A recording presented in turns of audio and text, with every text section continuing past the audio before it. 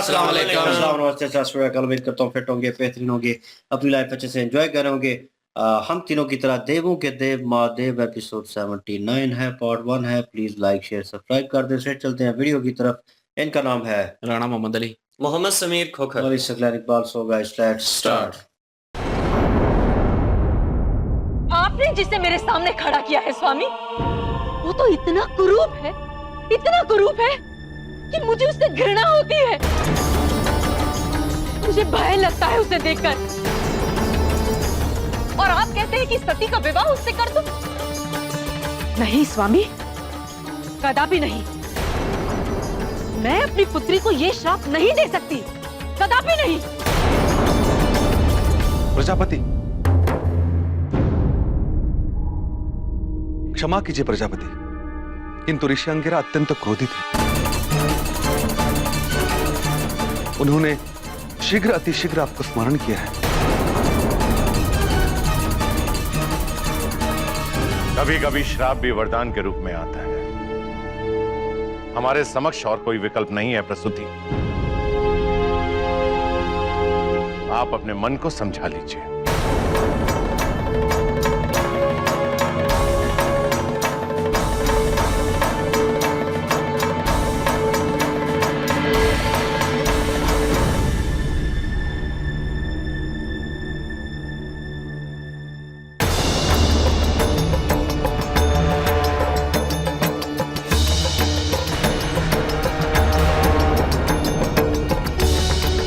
मुझे ऐसी नकारात्मक स्थिति उत्पन्न होने का पूर्वाभास कर लेना चाहिए था कि आपने मुझे और मेरे पुत्र को अपमानित करने हेतु ही आमंत्रित किया है। क्षमा प्रार्थी हूं मुनिवर।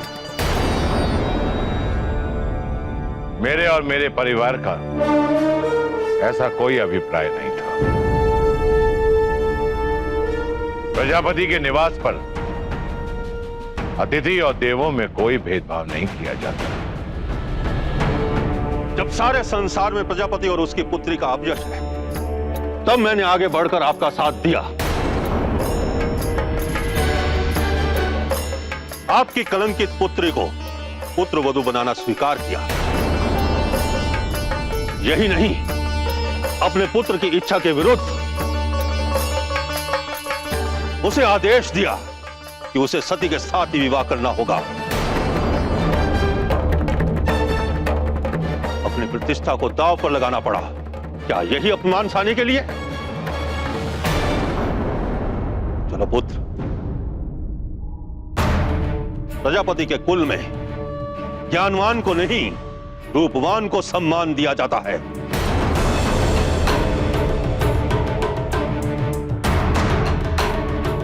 चलो। शांत हो जाए मुनिवर, शांत हो जाए।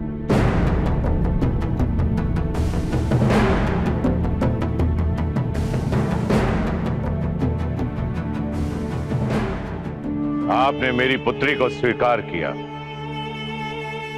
इसके लिए मैं आपका बहुत बहुत आभारी। किंतु क्षमा चाहता हूं, यदि मेरे आदर सत्कार में कोई कमी रह गई, किंतु मैं आपको आश्वस्त करना चाहता हूं कि मैंने जो निर्णय लिया मैं उस पर अटल हूं। मैंने आपको सद्भिज और सती के विवाह के लिए आमंत्रित किया। ये विवाह होगा और अवश्य होगा। ये प्रजापति दक्ष का वचन है आपको। किंतु प्रजापति होने के नाते नारी की इच्छा का सम्मान करना मेरा परम कर्तव्य है। मैं ये विवाह प्रसूति की इच्छा से करना चाहता हूं। मुझे पूर्ण विश्वास है कि मैं उन्हें मना लूंगा। आप तनिक समय दें मुझे। मैं सती और सद्भिज के शगुन का प्रबंध करता हूं।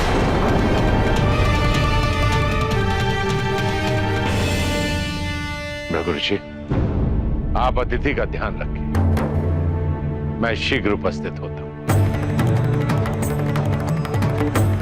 ऋषि अंगीरा को तो किसी तरह शांत कर दिया, किंतु प्रसूति को कैसे समझाऊं कि मैं कितना विवश हूं।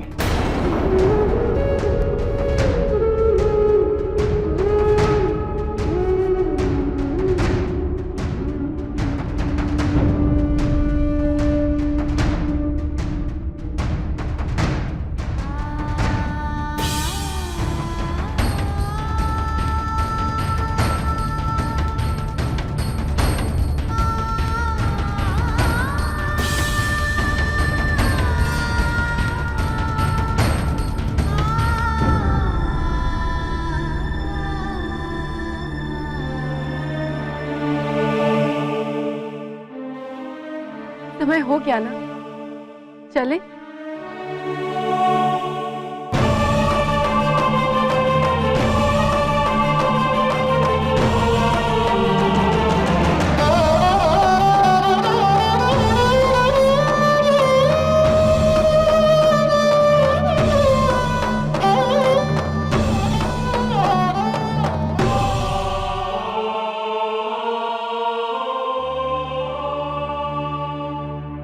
किस पर विश्वास करके तुम ये रिश्ता करने जा रही थी? अपने माता पिता पर? किंतु तुम्हारे साथ तो छल हो रहा है सती। शतबीज तुम्हारे योग्य नहीं है।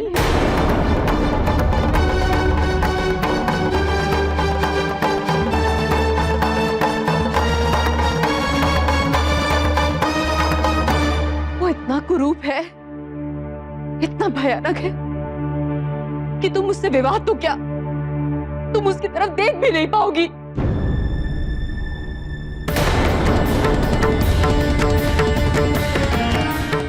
सती,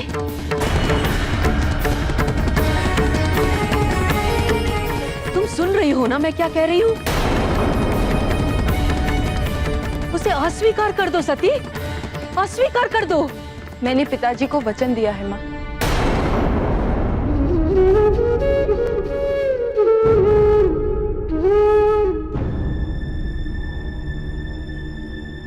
यदि ये बात है तो मैं प्रसूति, स्वयंभू मनु की पुत्री, तुम्हें इस वचन से मुक्त करती हूँ।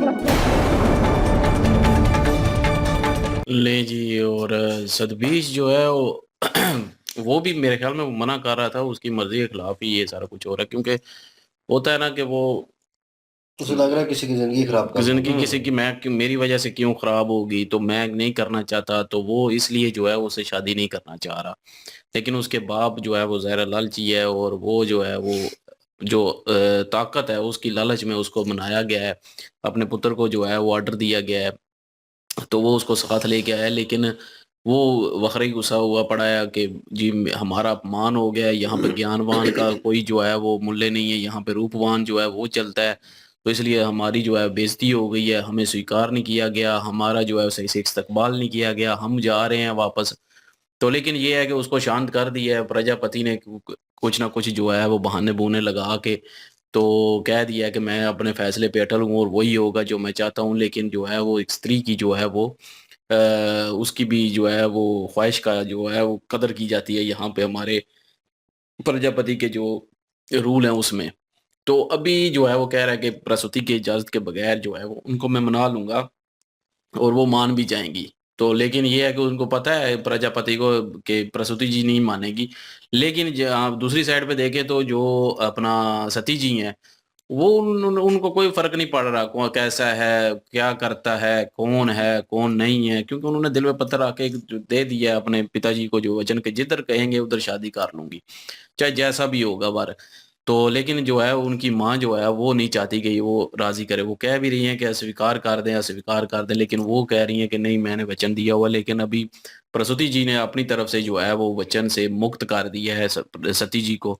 अब ये देखना पड़ेगा सती जी जो हैं वो अभी भी उसी बात पे कायम रहेंगी कि या कि थोड़ा-सा पीछा हटेंगी, ये तो अभी कोई नहीं जानता। लेकिन ये है कि प्रसूति जी ने बड़ा अच्छा फैसला किया है और अपनी जो है पुत्री को वचन से मुक्त कर दिया है। और अभी हो सकता है कि प्रजापति के लिए और ज़्यादा मुश्किलात पैदा हो जाएँ, क्योंकि प्रसूति जी तो कभी भी नहीं मानेंगी। ये भी अटल है और लेकिन सती जी अगर मान जाती हैं तो प्रसूति जी जो है ऑटोमेटिक फिर उनको भी नीचे लगना पड़ेगा। तो बहरहाल आगे देखते हैं क्या होता है जी। बिल्कुल जी। और माता प्रसूति जो हैं इस वक्त वो सती जी का पूरी तरह से साथ दे रही हैं, लेकिन सती जी जिस मुकाम पर पहुंची हुई हैं यार, कोई भी आम साधारण व्यक्ति भी अगर हो और वो किसी इंसान से बहुत ज्यादा प्रेम करता हो और वो इंसान उसे ना मिले, तो उसके बाद जिसके साथ उसको बांधा जाए वो खूबसूरत है या बदसूरत है, इन चीज़ों से बंदे को फिर कोई फ़र्क ही नहीं पड़ता। इंसान की जो अंदर की विशेज़ हैं, जो ख़्वाहिशात हैं, वो मर जाती हैं। अभी सती जी जो हैं, उनके लिए इन चीज़ों की कोई अहमियत नहीं है। सती जी ने अपनी माँ को ये कहा है कि मैंने पिताजी को वचन दिया हुआ है, वो जैसा भी है, बदसूरत है, जैसा भी है, लेकिन मुझे वो कबूल है। लेकिन यहाँ पे माता प्रसूति जो हैं उन्होंने कहा कि मैं अधिकार रखती हूँ कि मैं आपको उस वचन से मुक्त कर सकती हूँ, और उन्होंने तो मुक्त कर दिया इस वचन से उनको। लेकिन मेरे ख्याल में सती जी जो हैं वो पूरी तरह से प्रजापति दक्ष की ख्वाहिशात का ख्याल करेंगी और उनका साथ देंगी। वो कहेंगी कि मुझे मंजूर है, मैं मानती हूँ कि मैं विवाह के लिए तैयार हूँ, विवाह शुरू किया जाए। लेकिन यहाँ पे ऋषि अंगिरा जो हैं वो अपनी चीज़ों को लेकर काफ़ी ज़्यादा क्रोधित था कि आपने हमारा अपमान किया है। तो जो प्रजापति दक्ष है उसने कहा कि देवताओं में और अतिथियों में मैं फ़र्क नहीं समझता। मैं अतिथि जो होते हैं उनको देवता की तरह उनका सम्मान करता हूँ, और यहाँ पे जो चीज़ें भी हुई हैं, वो आप उन चीज़ों को अहमियत ना दीजिए। मेरा जो फ़ैसला है वो अटल है। विवाह जो है वो होकर रहेगा। हालाँकि ऋषि अंगिरा जो है वो ये कह रहा था कि आप तो जानते हैं कि सती जी और आप जो है पूरे संसार में बदनाम हो गए हैं, और आपकी बदनाम हुई पुत्री को भी हमने कबूल किया है। मैं आगे बढ़ा हूँ, मैंने अपने बेटे को समझाया। मेरा बेटा जो है वो तो शादी करना ही नहीं चाहता था, लेकिन मेरा आदेश उसने माना है तो वो तैयार हुआ है। यहाँ पे प्रजापति दक्ष ने भी मामले को कवर कर लिया। एक चीज़ को लेकर वो चिंतित हैं। उन्होंने कहा ऋषि अंगिरा जो हैं वो उनको तो मैंने एग्री कर लिया है, लेकिन अभी जो प्रसूति जी हैं उनको कैसे मनाऊँ? बिल्कुल जी। और वही बात हुई, मैं सोच ही रहा था कि कहीं न कहीं सती जी जो हैं वो होश में आएँगी और उनसे वार्तालाप होगी तो वो डायरेक्ट वे में यही बोलेंगी कि मुझे मंज़ूर है। तो वही बात है कि वो अब पत्थर दिल हो चुकी हैं, कोई फ़र्क नहीं पड़ता कौन है, किस तरह है, वो खूबसूरत दिखता है या नहीं है, उनको इस चीज़ से कुछ नहीं। लेकिन इधर थोड़ी सिचुएशन चेंज हुई जब उनकी माता ने अपना जो एक किस्म का वचन उनको दिया हुआ था, वो वापस ले लिया, और हो सकता है कि सिचुएशन चेंज हो। और वो मैं इंतज़ार कर रहा था कि अब वो बार-बार मेंशन हो रहा था कि और कोई वर मिल नहीं रहा था। कोई किसी को एक्सेप्ट ही नहीं है। जहाँ पे जाते हैं यही जवाब मिलता है, और आखिरी ऑप्शन उनके पास यही थी। लेकिन एक और आखिरी ऑप्शन जो है वो होगी आने वाले वक़्त में, हो सकता है। मुझे लग रहा था शिव इधर जी आएँगे तो शिव जी जो हैं प्रकट होंगे इंसानी रूप में। तो वो जो है एक ऑप्शन हो सकती है। हो सकता है माता प्रसूति जो हैं उनको वो पसंद आ जाए और उनको लगे कि वर ये होना चाहिए। तो वो सिचुएशन थोड़ी और बेहतर हो सकती है। लेट्स सी, देखते हैं नेक्स्ट पार्ट में। तो प्लीज़ लाइक, शेयर, सब्सक्राइब कर दें। इंशाल्लाह मिलते हैं नेक्स्ट वीडियो में। अपना ख्याल रखिएगा, दुआ में याद रखिएगा। तब तक के लिए अल्लाह अल्लाह हाफ़िज़, हाफ़िज़, पीस। पीस।